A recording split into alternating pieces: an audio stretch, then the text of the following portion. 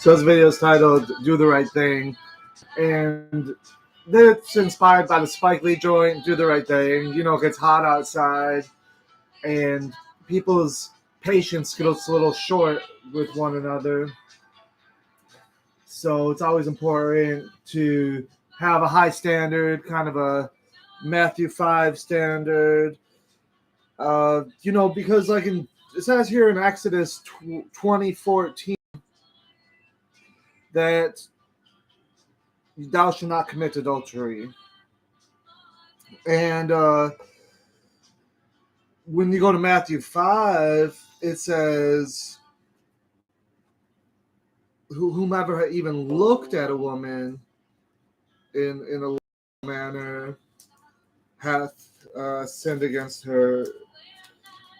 And it says, you have heard that it was said, you shall not commit adultery. But I say to you, everyone who looks at a woman with lust has already committed adultery with his heart. And a lot of the kind of Hebrew roots people, like 119 Ministries, they'll tell you that, oh, that was in the Old Testament, because when they say that, it says right here,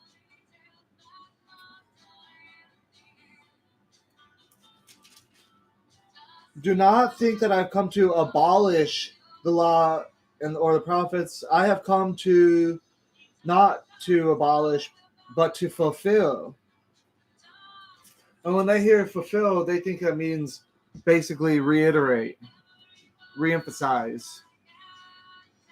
And I don't know why Jesus would go through all those words to simply say, oh, just reference back to the old. Yeah, that's what a sermon is. It takes little bits of scripture and expounds on them, but I wouldn't say that's necessarily the meaning of thou shalt not commit adultery.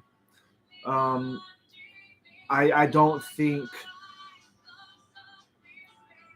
that's the same thing. That simply, and they'll do that. They'll be like, well, look, in my version over here it says covet.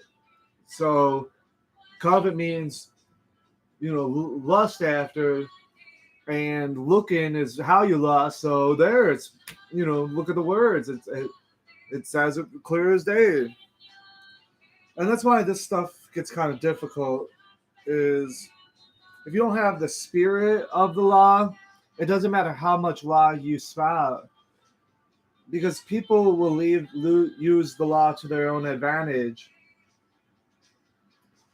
Like this bloke in John 8, the adulterous woman. And I don't necessarily want to say this is or isn't Mary Magdalene.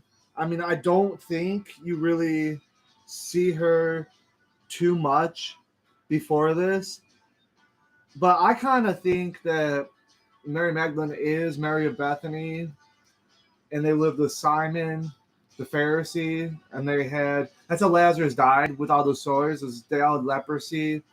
And if you read, like, in the Old Testament, it says you're supposed to put certain people that are unclean out. So this is out of the gate, right? So the gate goes right up to the valley. And then once you get to the other side, you're on the other mount, or you're in the anti-mountain. This is a very famous mountain. David had a lot of history on there, and Solomon, and things of that. But this is Bethany and Mount of Olives area, Bethphage. We have it. So you could walk there pretty easy. When they say like a Sabbath day journey, that's probably to like the top of the mountain or something, like, as opposed to simply just crossing the valley. So, but the western side of that valley is, and the other valley too, there's the Canaan Kidron and the Salome or whatever they are, that this edge, the portico, the whole proscenium goes on the perimeter. So you have like on the east side and the southern side of the temple, you have a high rock face, like a cliff, and they build that up so that they're well defended against the south and the east. But two, um, this is actually where the temple would sit, not in the center of the city, but on that corner, and they would look over the cliff, and they could see long distances of desert in the horizon. And so this chapter is kind of confusing because it kind of starts in the middle of something.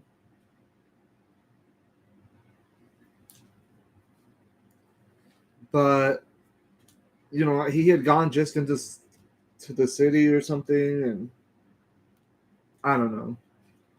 But early in the morning, he arrived in the temple area.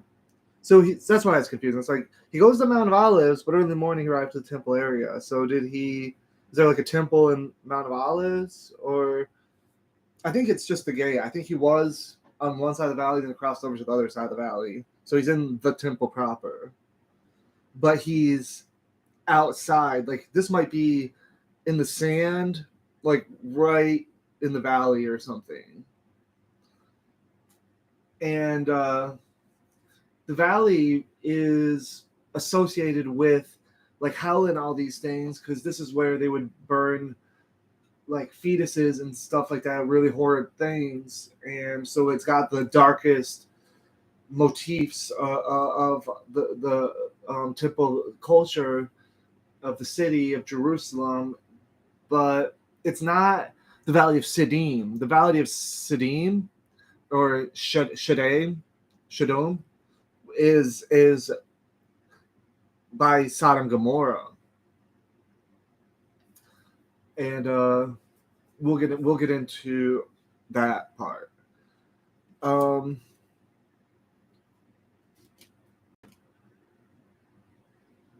But so they're probably right outside of the temple, but all being in plain view of it.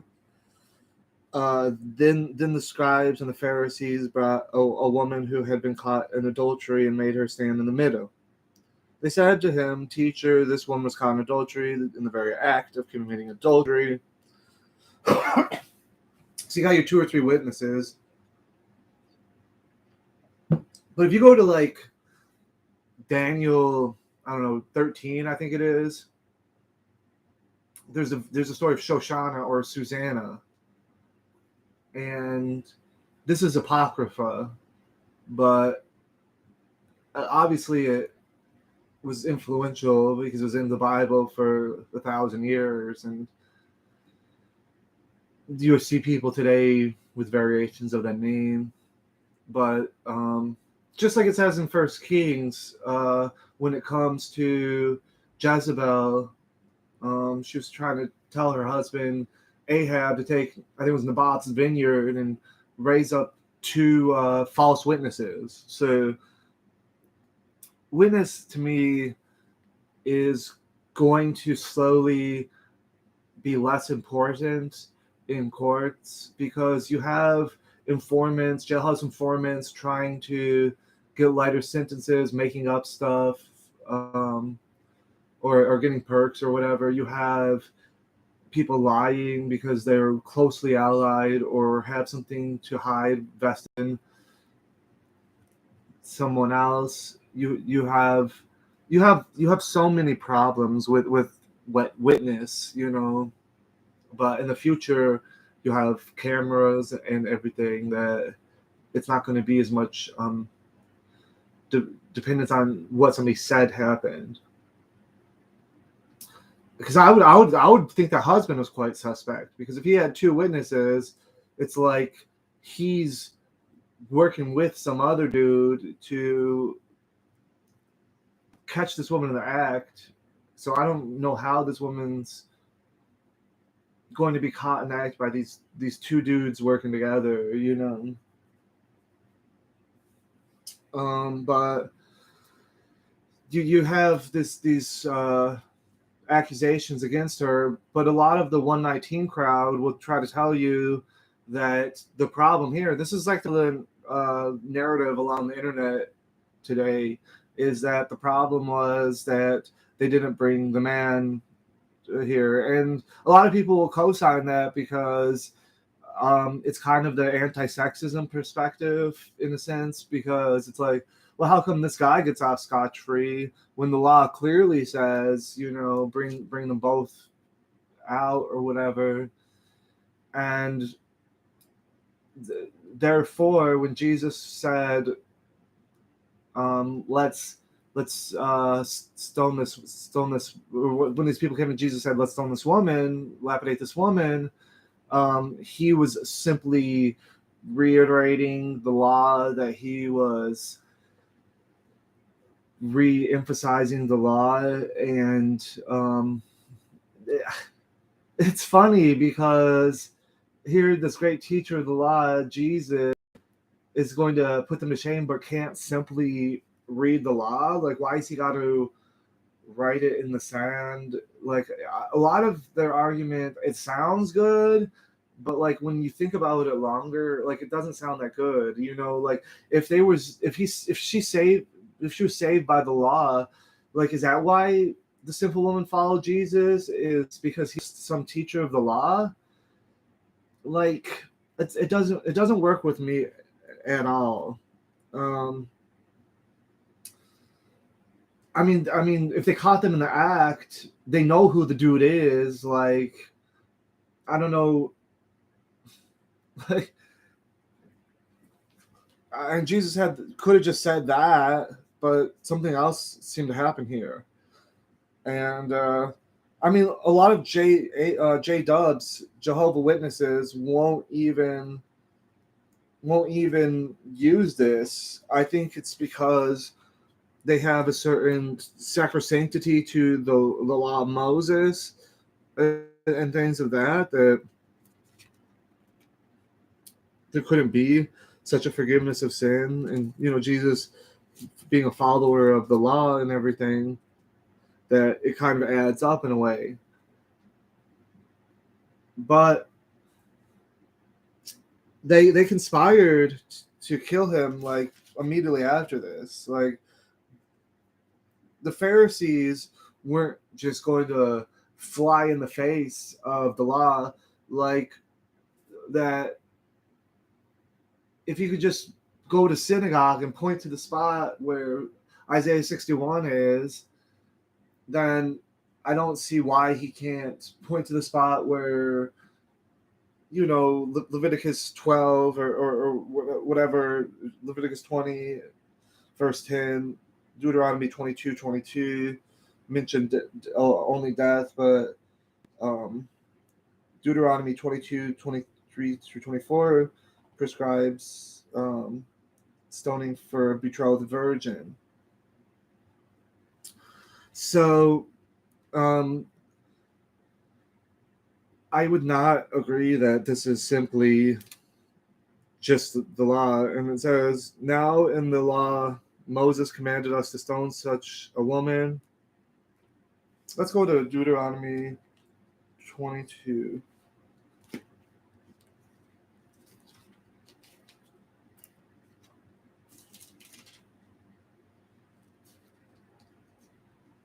If you discovered a man having relations with a woman who is married to another, both a man and woman with whom he has had relations shall die. This shall you purge the evil from your midst. So that's very important when we talk about Job 31.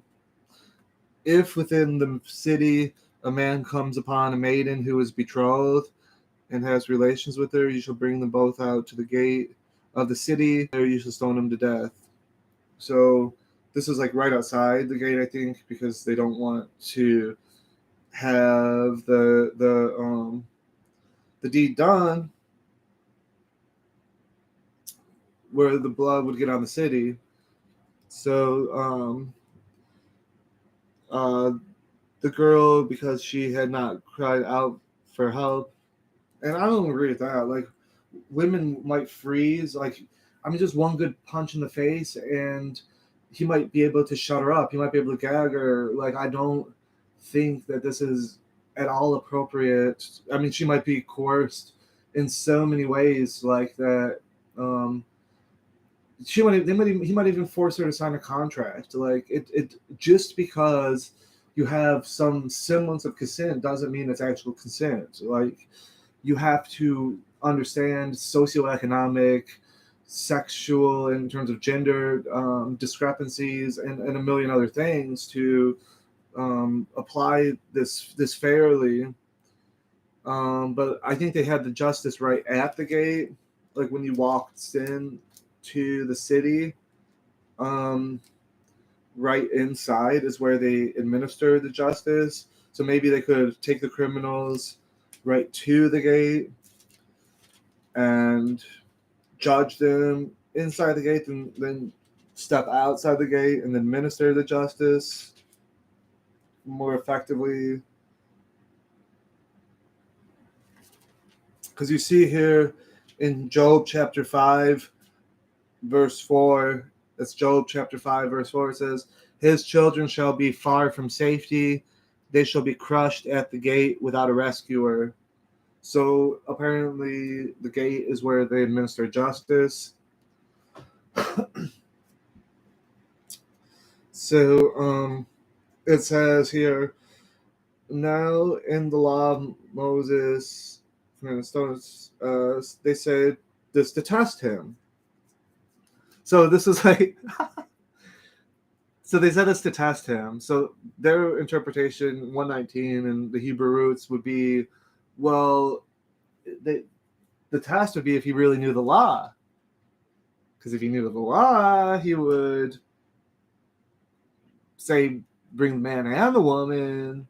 Therefore, but you never see them get back to business. You don't see Jesus being so zealous for the law that next thing you know, they got a whole posse to detain this slick dude that got off scotch-free, you know.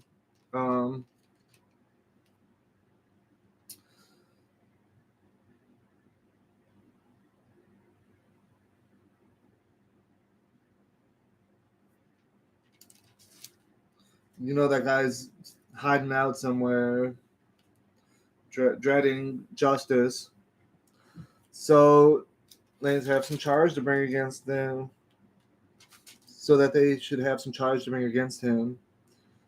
That means if he said to stone her, then he would be breaking Roman law, that you can't have these religious executions, extrajudicial executions, like without the legal auspices of Roman law. Like you can't have like the Taliban just exercising capital punishment when the Afghan government, who's allied with the United States, this is in the past.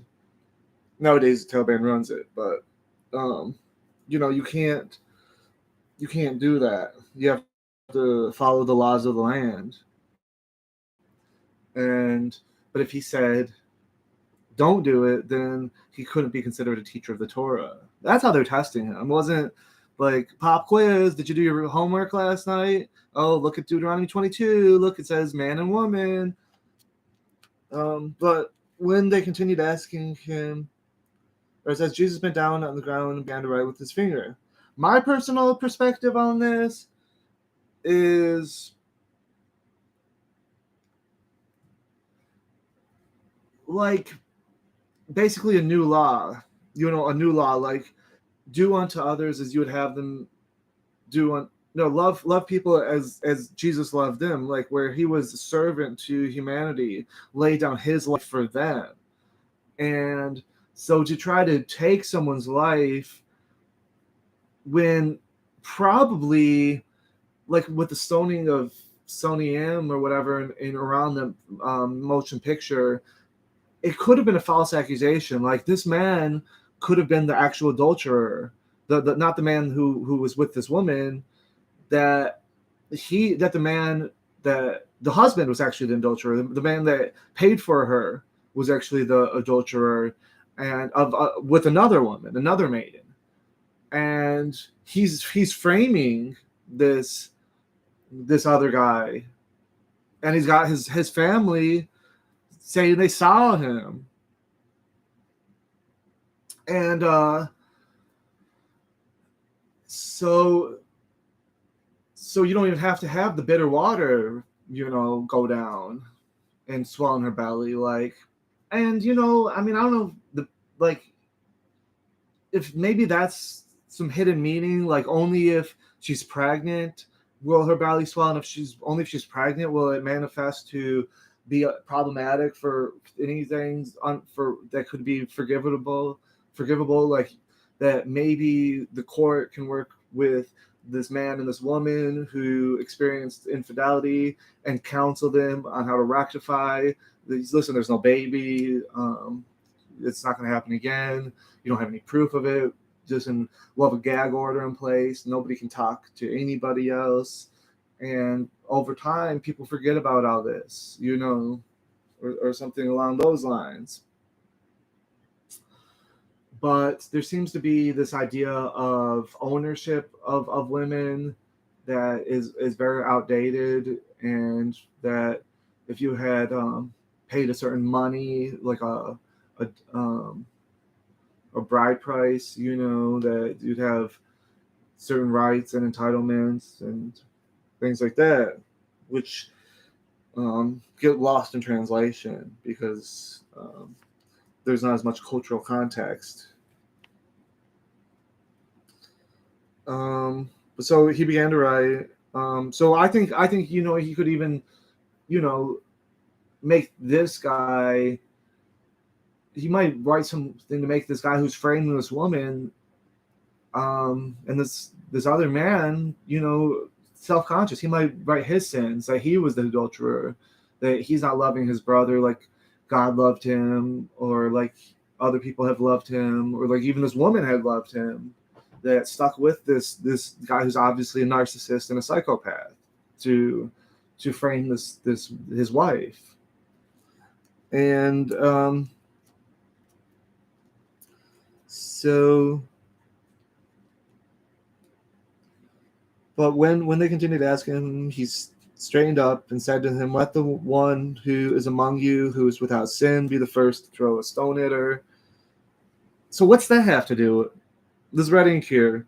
Let the one who's not sin. What's that have to do with the law? Like, that they sinned by not bringing the man too. Gotta make Moses right. And again, he bent down and wrote on the ground. And in response, they went away one by one, beginning with the elders. So he left. He was left alone with the woman before him. This is the perfect opportunity for him to say, once we find that dude, we're gonna bring both of you guys out here and we're gonna do the dang thing. But no, he doesn't. He says, "Women, where are they? Has no one condemned you?" She replied, "No one, sir. There's nobody condemning her." When two dudes that knew the law were in the house with the dude that was guilty of the crime,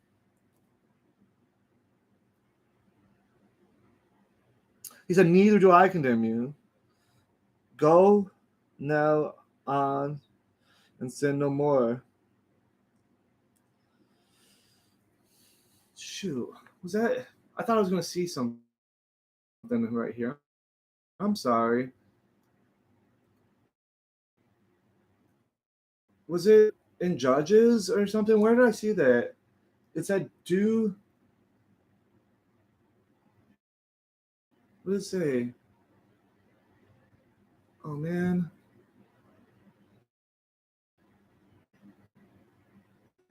I think it said something along the lines of do the law justice. Like let God like basically, and they basically said to Jesus or whomever the teacher at this point was, like, give the law honor, is what they said. Like, give the law honor. Admit, was it John 10? Like, do good by the law, by condemning yourself to death so that the law can remain true and you will be the liar, or something along those lines. Where did I see? I thought that was going to be right here.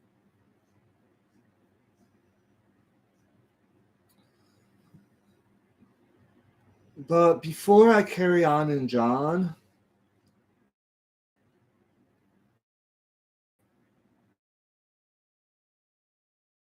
I want to get a reference. My whole connection. Am I coming in clear? Am I coming in clear? This is crazy. So, all that because I tried to open a window. You can't even open a window? It's gonna listen.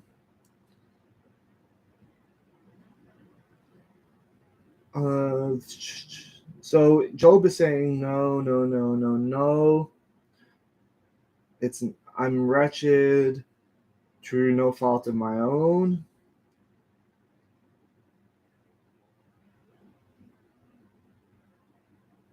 And I'm reading from the New American Bible, from the Catholic, and I like how they order it compared to the Masoretic text and your KJV Masoretic and all them, ESV Masoretic, all them.